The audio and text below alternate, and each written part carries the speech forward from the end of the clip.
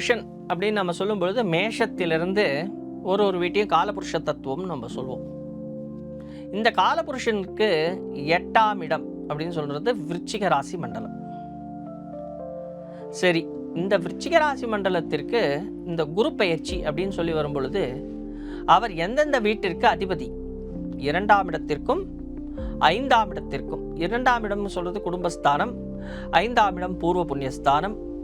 இதற்கு அதிபதி குரு பகவான்.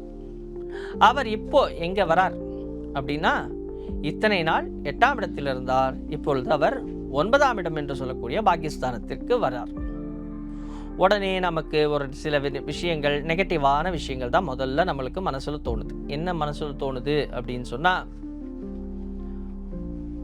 குரு பகவான் 9ஆம் இடத்திற்கு வராரே, இந்த 9ஆம் இடம் ஓடி போனவனுக்கு 9ல் குருன்னு சொல்லியிருக்காங்களே, நம்மளுடைய வேலையில் ஏதாவது பிரச்சனை வந்துருமோ, நம்மளுடைய வேலையில் ஏதாவது சிக்கலை கொடுத்துருவாரோ? யார் கொடுப்பாரு? அவர் எதுவும் கொடுக்க மாட்டார். குரு பகவான் உங்களுக்கு எந்த விதமான சிக்கல்களையும் தரமாட்டார். குரு பகவான் எப்படின்னா ஒரு நியூட்ரலான ஒரு ஆள். அவர் உங்களுக்கு வழிகாட்டுவார். எப்பா இந்த வழியில் போ, இது உங்களுக்கு நல்ல வழி அப்படின்னு சொல்லிட்டு கைப்பிடிச்சி கூட்டு போய் காமிப்பார். நீங்கள் அந்த வழி வேண்டாம் அப்படின்னு சொல்லி போகிறது அது உங்கள் மூலமாக வருகிறது.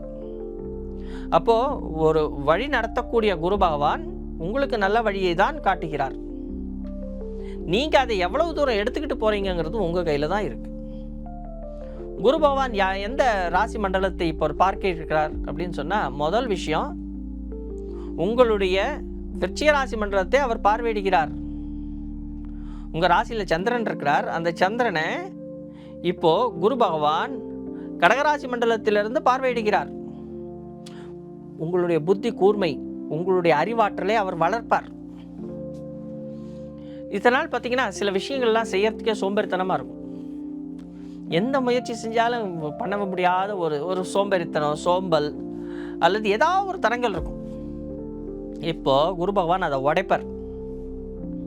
உடைச்சி நீ முயற்சி செய், இந்த காரியத்தை முயற்சி செய் அப்படின்னு சொல்லி தூண்டி விடுவார். ஏன் தூண்டி விடுறார்? 5ஆம் இடம் பூர்வ புண்ணியஸ்தானத்தை வலிமை பெற செய்ய போகிறார், அல்லது அதை வளர்ச்சி அடை செய்ய போகிறார். உங்களுடைய தான தர்மங்கள் வளரும்.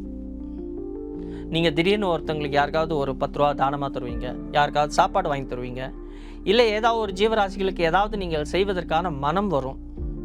அவ்வாறு சில விஷயங்கள் செய்கிறதுனால, அல்லது திடீர்னு ஏதாவது ஒரு கோவிலுக்கு போவீங்க, திடீர்னு உங்களுடைய மனசில் வந்து தோணும், இந்த கோவிலுக்கு போகலாம், அந்த கோவிலுக்கு போகலாம் தோணும்.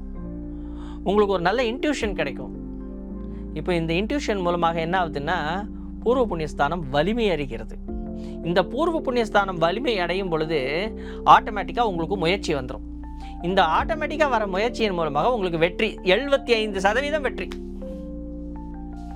விருச்சிக ராசி பொறுத்தக்காரங்களை பொறுத்த வரைக்கும் 70லிருந்து 80% வரை வெற்றி இருக்கிறது. பேலன்ஸ் இருக்கிறது நீங்கள் தேடணும். 30லிருந்து 70% அப்படின்னா 100%னா 30%, 20%, 20லிருந்து 30% உங்கள் கையில் இருக்குது. சரி, இந்த 20லிருந்து 30% வரை நான் எவ்வாறு சரி செய்யணும் அப்படின்னா, இப்போ தான் உங்களுடைய சுய ஜாதகம் வேலை செய்யுது. முதல்ல இப்போ இந்த டிரான்சிட், அதாவது பயிற்சியாகி வரக்கூடிய விஷயங்கள் மூலமாக என்ன கிடைக்குது? குரு பகவான் எனக்கு இது தரார். ஓகே, அப்போ என்னுடைய சுய ஜாதகம் நல்லா இருக்கணும் இல்லையா? சிலருக்கு வந்து பார்த்திங்கன்னா சுய ஜாதகத்தில் துலாமிலேயோ விருச்சிகத்திலேயோ வந்து குரு பகவான் உட்காந்துட்ருப்பார். அவருக்கு நடக்கக்கூடிய தசா புத்தியும் குரு தசையாக இருக்க போகுது. இந்த லக்னம்னு ஒன்று இருக்குது. லக்னத்திற்கு குரு பகவான் இப்போ எங்கே இருக்கிறார்? இல்லை, லக்னத்திற்கு குரு பகவான் அவருடைய சுய ஜாதகத்தில் எங்கே இருந்தார், எந்த நட்சத்திரத்தில் இருந்தார், இதனுடைய பலாபலன்களும் இருக்குது. ஸோ சில நேரங்களில் வந்து பார்த்திங்கன்னா இந்த 8ஆம் இடம், இந்த விருச்சிக ராசி மண்டலம் அப்படின்னு நம்ம சொல்லி வரும்போது, இந்த பாக்கியஸ்தானம் 9ஆம் இடத்துல வந்து பார்த்திங்கன்னா சில கிரகங்கள் இருக்கும், சில கிரகங்களுடைய கூட்டு இருக்கும். இப்போ கொஞ்ச நாளைக்கு முன்னாடி 6 கிரக கூட்டு வந்து இருந்தது இல்லையா கடகத்தில், இந்த கும்பத்தில். அதே மாதிரி கடகத்தில் சில கிரகங்களுடைய சேர்க்கை இருக்கும். அப்போ குரு பகவான் அந்த கடகராசி மண்டலத்திற்குள் வரும் பொழுது அந்த கிரகங்களை கடந்து அவர் செல்லணும்.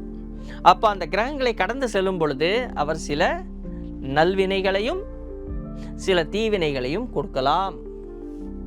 குரு பகவான் நல்லவர் தான், அவர் கடந்து செல்றார் இல்லையா, அவர் கடந்து செல்லக்கூடிய ஸ்தானத்திற்கு அதிபதி இருக்காங்க இல்லையா, அவங்க ஒரு பாவத்திற்கு அதிபதியாக இருப்பார் இல்லையா, அந்த பாவத்தின் மூலமாக சில கெடுபலன்களை வந்து சேரலாம். அப்போ இதெல்லாம் நாம் எப்படி தெரிஞ்சுக்கிறது? இதற்கு தான் நமக்கு ஒரு வழிகாட்டி தேவை. அதற்கு நாம் ஒரு நல்ல ஜோதிடரை கண்டு வருடத்திற்கு ஒரு முறை உங்களுடைய ஜென்ம நட்சத்திரம் தினம்ன்றோ அல்லது இது போன்ற குரு பெயர்ச்சி, ராகு கேது பெயர்ச்சி, இது போன்ற விஷயத்திலோ ஒரு வருஷத்திற்கு ஒரு முறை இந்த வருஷம் எனக்கு எப்படி இருக்கும், இந்த வருஷத்தில் நான் என்னென்ன காரியம் செய்யலாம், எது எதில் நான் ஜாக்கிரதையாக இருக்கணும்னு தெரிஞ்சுக்கணும். அதை தெரிஞ்சுக்கிட்டு நீங்கள் செயல்படும் பொழுது மீதம் எடுக்கக்கூடிய 20% 30% வெற்றி உங்களுக்கு கிடைக்கும்.